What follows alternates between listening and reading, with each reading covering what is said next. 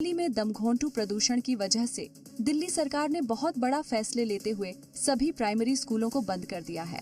ये कदम बच्चों की सेहत को ध्यान में रखते हुए लिया गया है। इसकी जानकारी खुद सीएम आतिशी ने सोशल मीडिया पोस्ट के जरिए दी।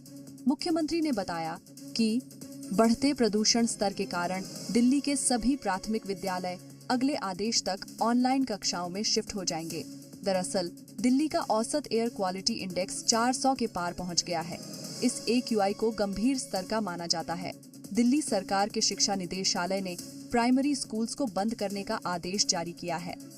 आदेश में लिखा गया है कि दिल्ली में शिक्षा निदेशालय, MCD, NDMC, DCB के सभी सरकारी और सरकारी सहायता प्राप्त और मान्यता प्राप्त निजी स्कूलों के प्रमुख को कक्षा 5 तक के बच्चों के लिए स्कूलों में क्लासेस बंद करने का निर्देश दिया जाता है। वहीं अब दिल्ली में ग्रैब 3 लागू हो चुका है, जिसकी वजह से कई गाड़ियों के सड़क पर उतरने पर पाबंदी है। लोगों को परेशानी न हो, इसके लिए दिल्ली मेट्रो 60 अतिरिक्त फेरे लगाएगी। दिल्ली में एयर पॉल्यूशन इतना बढ़ गया है कि सरकार को ग्रैब 3 यानी ग्रेडेड रिस्पांस एक्शन प्लान लागू करना पड़ गया। यानी अब दिल्ली में पाबंदियां और ज्यादा बढ़ गई हैं।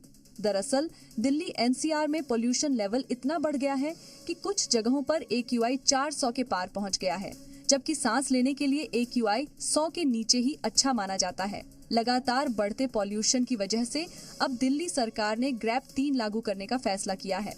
15 नवंबर से दिल्ली में ग्रेडेड रिस्पांस एक्शन प्लान का लेवल 3 लागू कर दिया जाएगा, जिसके तहत निर्माण कार्य और किसी भी तरह के तोड़फोड़ बैन, गैर जरूरी खनन पर रोक रहेगी।